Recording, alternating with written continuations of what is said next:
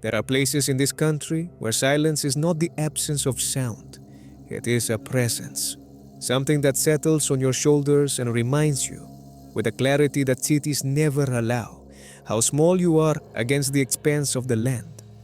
West Texas is one of those places. When your high school teachers told you that West Texas was wild and open, they were not lying. Today, it is not exactly wild anymore, but it is still open in a way that few parts of America can match. The horizon stretches beyond sight, the sky presses down, the wind never stops, and along the old Highway 90 and the roads that branch off from it, there are the remains of a dozen towns that the railroad brought to life, and that time, drought, the Great Depression, or simply forgetting extinguished one by one. On this journey, we are going to stop at courthouses that nobody has used in a century, at high schools where nobody studies anymore, at movie theaters that closed their doors decades ago, at rusted gas stations on the edge of roads that modern cars no longer frequent, and also at something nobody would expect to find here: art. Art that someone left in the middle of the desert without asking permission, and that somehow makes more sense there than in any gallery in the world. This is West Texas. Let's begin. Stiles, Texas. Our first stop is about 19 miles north of Big Lake, Texas. It is called Stiles, and if you're not looking for it deliberately, it is very easy to drive past without noticing that it was ever a town. What is most visible is the courthouse, a building that still holds a certain presence, that a certain authority in its structure, despite having been abandoned for decades. It is surrounded by a fence because the land is private and because in 1998 someone set it on fire. The fire left marks that time has not entirely erased. There is something particularly desolate about a burned courthouse.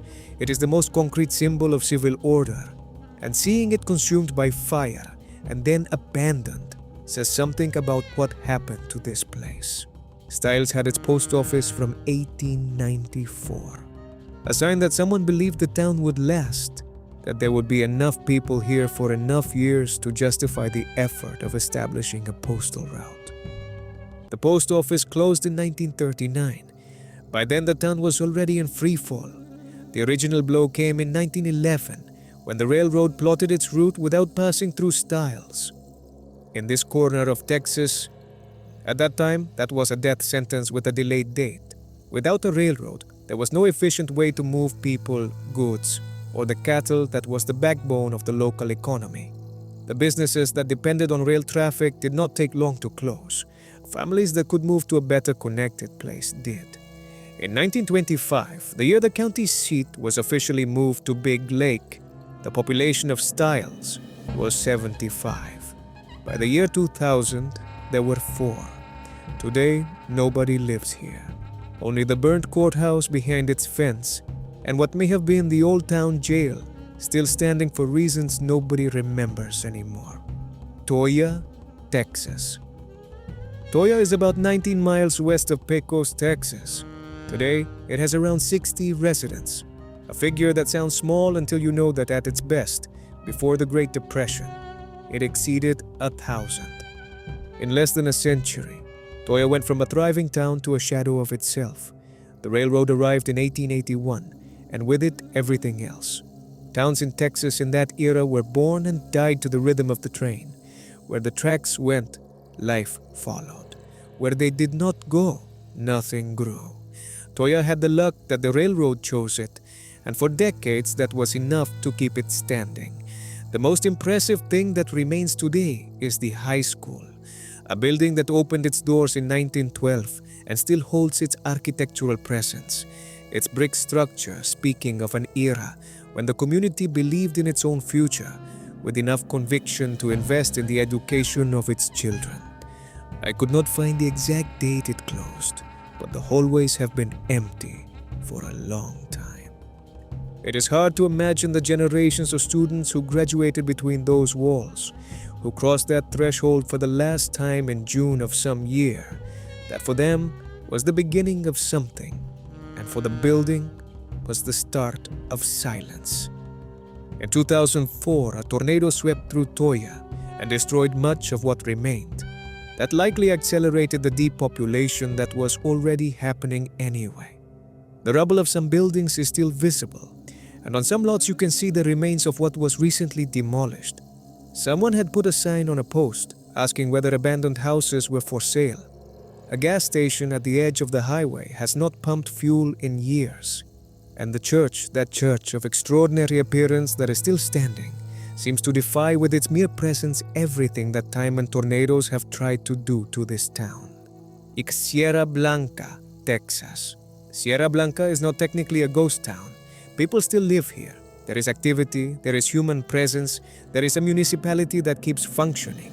But along the old interstate, in the strip of buildings that once made up the commercial heart of the town, the abandonment is so complete and so visible that it is hard not to stop.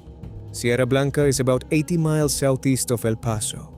The railroad arrived in 1881, and with it came the town, as happened with nearly every settlement in this part of Texas. For decades, it was an important stopping point on the route between El Paso and San Antonio, a place where travelers stopped, where ranchers from the region did their shopping, where life had the steady rhythm of a town that knows what it is there for. The building that catches the eye most among the abandoned ones is the old movie theater. The marquee is still standing, though the letters that form the name have changed over time. What today reads Tate once read State, and that illuminated sign was for years the town's reference point after the sun went down. The theater closed in 1986. Since then, the facade has been deteriorating with the characteristic slowness of things that nobody maintains, but that nobody quite finishes demolishing either. There's also an old grocery and hardware store, a building that in its time must have been the practical heart of the town, the place where you bought everything you needed to live somewhere so far from any large city. Today, the display windows are empty and the door is padlocked. And at the back of the lot, just behind a field of cactus that makes access nearly impossible, there's a structure of unusual shapes that does not seem to belong in the landscape of a highway town. What it was exactly is now hard to know. Drayden, Texas. Drayden sits on Highway 90, about 3 hours south of Odessa. It was established in 1882, and for years it had its own post office, a reliable indicator that a settlement has reached a certain critical mass of population and permanence. The post office closed relatively recently, which means the town held on longer than many of its neighbors. The nearest town to Drayden is Sanderson, about 19 miles away. That distance, in any other context, would be insignificant. In West Texas, in a place where the nearest gas station may be an hour away and where a flat tire in the wrong spot can become a real emergency, as 19 miles is something else. When you are in Drayden, you feel in a physical way what it means to be in the middle of the Texas nothing.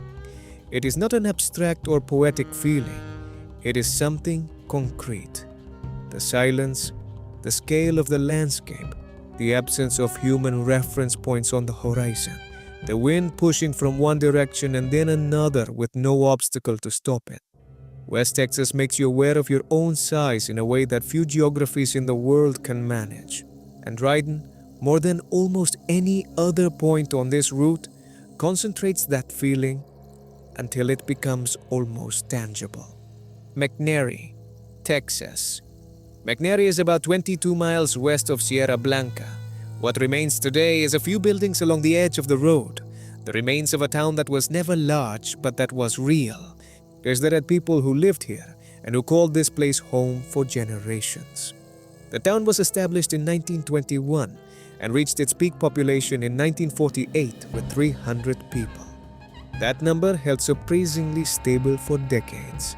As late as 1990, 250 people still lived here, which suggests that McNary did not die all at once but gradually, with the characteristic slowness of places that run out of young people, because young people always find reasons to leave and very few to stay. Among the buildings still standing is one that was a Mexican restaurant. It still holds traces of what it was, the layout of the space, the remains of what must have been the counter, the windows that once looked out at the highway where customers came from. It is the kind of place one can easily imagine. The smell of beans, and grilled meat. Conversations in Spanish and English mixed together, the sound of cutlery, the ceiling fan turning slowly in the midday heat. That is what it was at some point. Today the walls are empty, and the roof lets in light where it should not. Sanderson, Texas. Sanderson is not a ghost town. It is the seat of Terrell County, was established in 1905 and still has a pulse.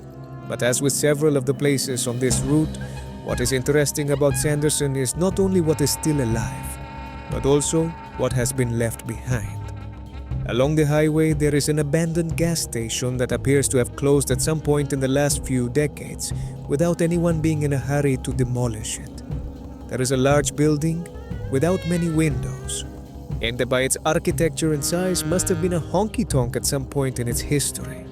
The kind of place where ranchers from the region came to drink and dance on weekends, where country music played late into the night, and fights sometimes ended in the dirt parking lot.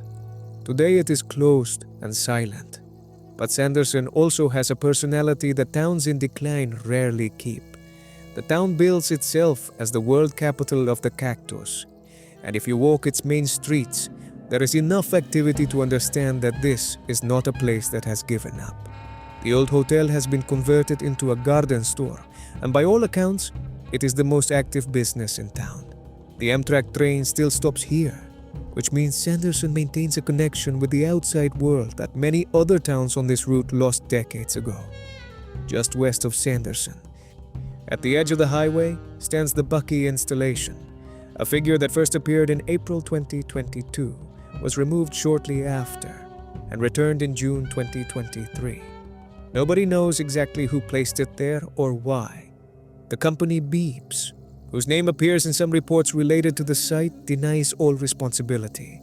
The figure is simply there, in the middle of the desert, looking out at the road, as inexplicable and as natural at the same time as anything else in West Texas.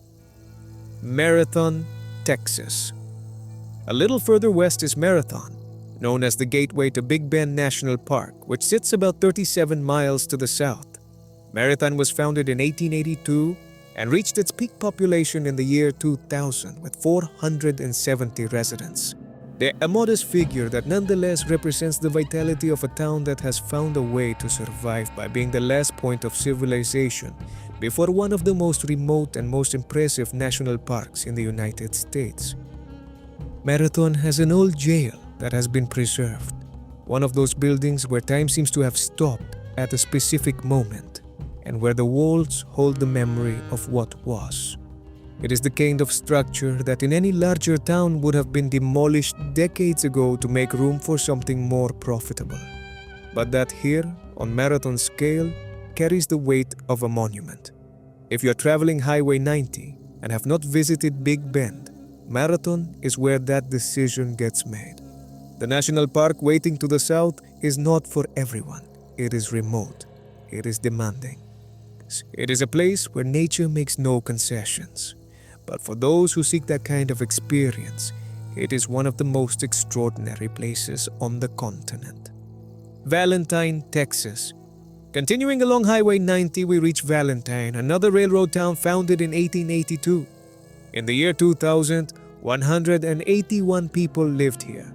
Current figures are lower, but the town has something no other place on this route can claim: its name.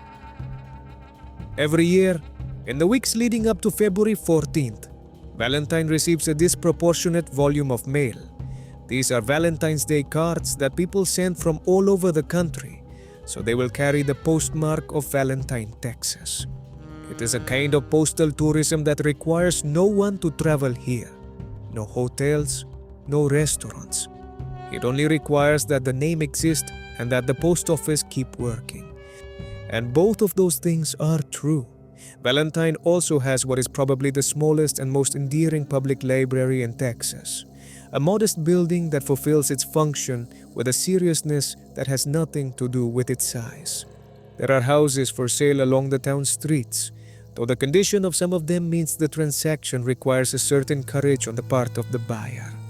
A mile and a half west of Valentine stands the Prada Marfa installation. Many people think this structure is in Marfa, but Marfa is about 45 minutes east by car. The installation was created in 2005 by artists Elmgreen and Raxet. A perfect Prada storefront with authentic products in the display windows, planted in the middle of the desert with no side road leading to it, no parking, no advanced signage. It simply appears at the edge of Highway 90 as if someone had placed a piece of Manhattan there and then forgotten to build the rest of the city around it. After acts of vandalism in 2014, the installation was put under camera surveillance. Today it is still there, exactly as it was built, enduring the desert sun and wind with the elegant indifference of something that does not need anyone to understand it in order to make sense. Lobo, Texas. A little west of Valentine is Lobo. And Lobo is different from every other place on this route because Lobo is not in the process of abandonment. Lobo has already been abandoned completely. In 1991, the last inhabitant left and the town ceased to exist as a community. Lobo was established in 1907. At its best, during the 1960s, 90 people lived here. It was not a large or important town, but it was a place with its own life, its own routines and businesses and neighbors who had known each other since childhood. When it emptied completely. Today, all of Lobo is private property. There are no trespassing signs at every entrance. You cannot enter without the owner's permission. In 2023, the entire town was put up for sale for $100,000, a price that sounds laughable until you see what is being bought. A collection of deteriorating buildings in the middle of the West Texas desert, with no utilities, no decent road, no possible economic activity that does not involve reinventing it entirely. Lobo also has its art installation, a miniature replica of a Walmart planted among the abandoned buildings with the same surreal logic that Prada Marfa has on Highway 90. In Lobo, however, the context is darker. It is not art in the middle of the desert for the pleasure of aesthetic contradiction. It is art in the middle of a dead town, and that adds a layer of meaning that the installation does not ask for, but that the place grants it anyway. There is also what appears to have been a rest area, a building that travelers on Highway 90 used at some point to stretch and rest before continuing. Today, it is part of the landscape of abandonment, itself converted into something that is looked at more than used. Kent, Texas. Our last stop is Kent, right alongside Interstate 10, east of Van Horn. Kent is one of those places on this route where the abandonment seems most recent, most fresh, as if life left not long ago and things have not yet had time to deteriorate completely. The gas station at the edge of the road still maintains a certain appearance of functionality from a distance. Only when you get closer do you see that the pumps are out of service, that the windows are boarded up, that the price sign has not been updated in years. It was abandoned relatively recently. In the year 2000, 60 people still lived here. Today, nobody does.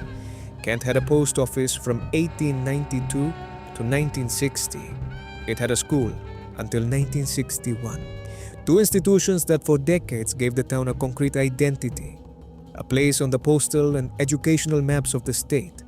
When both closed in consecutive years, the message was clear. Kent was no longer the kind of place where children were raised or where correspondence was expected. Behind the gas station, there is a warehouse of considerable size, yet a structure that does not fit easily with the profile of such a small town. And there is something else. The railroad tracks lead right to that warehouse. A freight train has been seen making stops here. What is loaded or unloaded, nobody who has passed through Kent seems to know for certain. In a place where everything else has a simple and sad explanation, that warehouse is the only note of genuine mystery. A sign somewhere in the town reads, "No nuclear waste."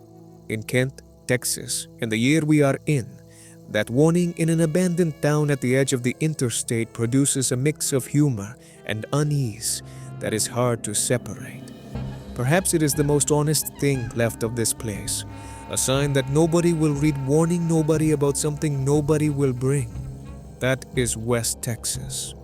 It is not dramatic in the way other places in this country are. There are no great disasters, no famous crimes, no spectacular ruins that justify the visit on their own. What there is something else. The accumulation of small stories of towns that the railroad brought to life at that time, drought, depression, or simply the inertia of rural depopulation, extinguished without hurry and without violence. There is also art. Installations that someone left in the middle of the desert without asking anyone's permission, that have no functional purpose, and yet say something about this place that ruins alone cannot say. A Prada store in the desert, a miniature Walmart in an abandoned town, figures at the edge of the road that nobody claims. The art that appears at the margins of the world has always been more honest than the art that hangs in museums. If you ever have the chance to drive Highway 90, do it. Not for the big attractions, though Big Bend justifies any trip on its own. Do it for the road, for the towns that appear and disappear at the edge of the highway, like stitches in a fabric that someone started and never finished. For the wind that never stops, for the silence that has weight. West Texas was exactly what you expected it to be, and also something you did not expect at all.